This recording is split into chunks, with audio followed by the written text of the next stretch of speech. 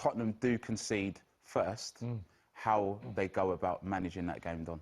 Yeah, I mean, it's one of them where, you know, Jose's been Jose over the last couple of months, and he's told everyone that he's going to try and win every single game. Not the fixtures that I've seen in the big ones. I expect Tottenham to rock up at Anfield, being ridiculously defensive. And if you ask Jose behind the scenes now, would you take a clean sheet and a 0-0 draw all day long? Yeah. Shakes your hand. Thank you very much. Move on. I don't see them getting anything out of the game. I think Liverpool will beat them. And the only reason I say that is because attacking-wise, Liverpool have got far too much. I'll be just very interested to see what team lineup Jurgen Klopp goes with and who's fit and who's available. Because it might be a different story if Matip's not fit and he has to go with Jordan Henderson and Fabinho. Then both finish the game. Nathaniel Phillips, maybe? I don't think so, Jonathan. I think the way the game finished against Fulham at the weekend, when Jordan Henderson and Fabinho were playing as a two, I think you'd probably lean towards their experience. I don't think it's a type of game for Nathaniel Phillips. I could be wrong. If I was Jurgen Klopp, I'd pick the experienced players. But then again, it depends on who's available in central midfield. So there's a lot of managing to do from now till that game, which is only just around the corner, who he can get fit. And that'll be the telltale sign who, when you get the 11s in, who you really think is going to win this game. Nice one, Don. That is a big game that we're looking forward to, which is going to happen on Wednesday. The big game that happened in the last game week, however, was the Manchester derby between United and City. Time now for some fan diaries from Jason and Junior. At you. Not like Liverpool fans to be happy at the demise of City and Man United. That's like the perfect result. Yeah, I noticed he didn't mention the Liverpool game, though, did he? No, of course he didn't. When he thought they were going to nick a couple of points. Yeah, of course he didn't. No. Let's speak to Darren in South Africa. Darren, was it a point gained or 2 points dropped against Crystal Palace? Good afternoon, gentlemen. I think it was 2 points lost.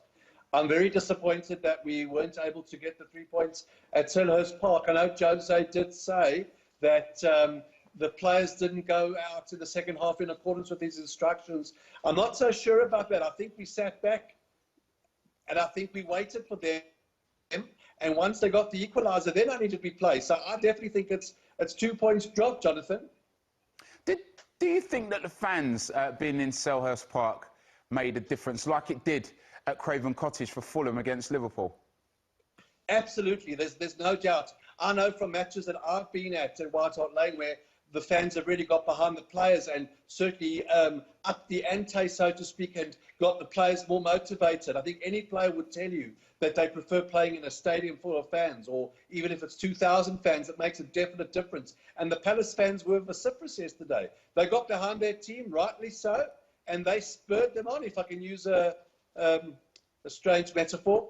It's not really applicable, but yeah, they spurred them on, and they got the equaliser, and unfortunately we weren't able to go on and get the win. So, Darren, is this a trait that you don't want to see with Tottenham? Because there was a 15, 20-minute spell in the second half where you were leading 1-0, but I want to say loosely, you weren't really pushing to score, even though that doesn't really make sense because Guaita was pulling off save after save. Yeah. But the flow of the game, you were very deep and just controlling the game. But at the same time, you were allowing Crystal Palace just to try and generate a little bit of territory and a little bit of momentum. Absolutely, Don. I said to some people that I was in touch with during the game, we're dropping far too deep. We're allowing them to come on to us. And I thought it was an inevitability that they would score. You know, they're very, very good from either lateral free kicks or corners, and they're very, very strong in the air. I think they posed a huge threat to us, and by just inviting them onto us, didn't do us any favours. You know, I think attack is the best form of defence. And in yesterday's case, I think Jose got caught out with being too defensive, too negative, and almost like a have-what-we-hold mentality. I would have gone and tried to kill the game with getting a second goal. Because certainly, if you look at the first half an hour, Tottenham were outstanding. We looked like genuine title contenders in that first half an hour. Well, how about this then, Darren? Next up for Spurs, it's a trip up the M1 and the M6 to Anfield to face the champions. How do you think that's going to play out?